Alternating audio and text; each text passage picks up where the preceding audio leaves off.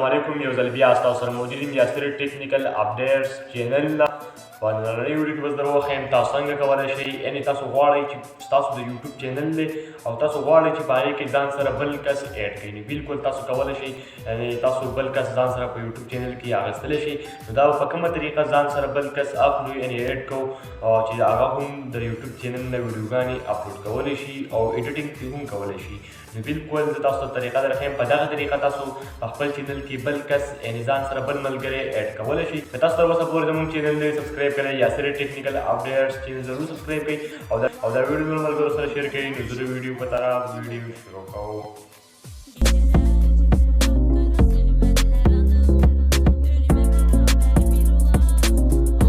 موبایل کې راشئ کروم براوزر ته چې کله هم تاسو کروم براوزر ته راغلی په موبایل کې به کروم براوزر تاسو اوپن کړئ او خپل چینل به پکې ایډ کړئ مثلا ما دا چینل ایډ کړو تاسو کتلی شئ بالکل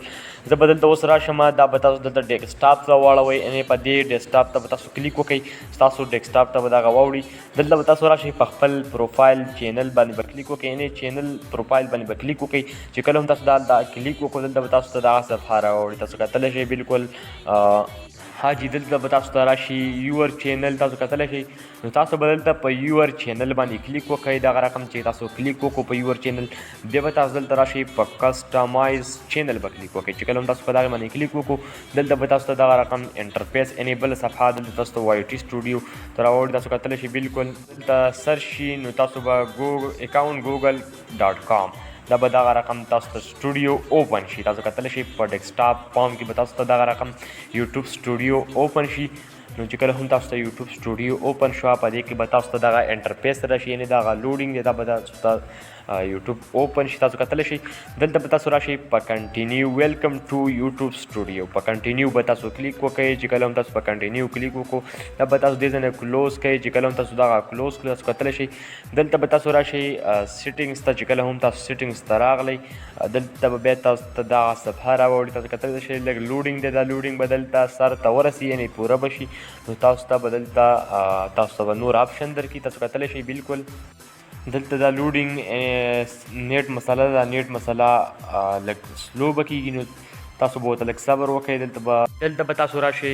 چې کله هم دغه لوډینګ سر ته ورسېد دلته به تاسو راشئ په چینل دی تاسو کتلی شئ جنرل بیا چینل دی بیا اپلوډ ډپلیکیټډ بیا پرمیشن نو تاسو به په پرمیشن باندې کلیک وکړئ دغه ځای نه تاسو خپل ملګری ایډ کولی شئ تاسو کتلی شئ بالکل زما جیمیل هر څه به دلته تاسو ته راوړي تاسو کتلی شئ نو تاسو به دلته راشئ په انوایټ باندې به تاسو کلیک وکړئ تاسو کتلی شئ په دې سایټ کې دلته انوایټ دی په دغې به تاسو کلیک وکړئ تاسو کتلی شئ په دې چې کله هم تاسو کلیک وکړو دلته به دغه کس جیمیل یعنې ایمیل به سلیکټ کړئ صحیح ده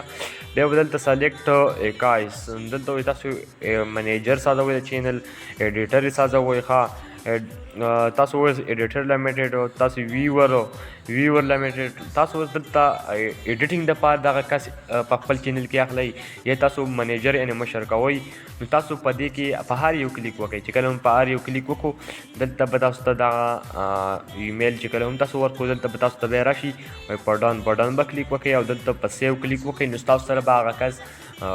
برتي شي یعنې ستاسو سره په چینل کې ستاسو سره به هغه کس یو ځای شي نو بالکل تاسو دغه رقم کولی شئ په دغې طریقه تاسو په خپل چینل کې بل کس ځان سره ایډ کولی شئ نو که تاسو تر اوسه پورې زموږ چینل نه وي سبسکرایب کړی یاسر ټیکنیکل اپډیټس چینل ضرور سبسکرایب کړئ او دا ویډیو نور ملګرو سره شیر کړئ نو اوس تر بلې ویډیو پورې ما له راکوئ یاسر شاه له اجازت د الله په امان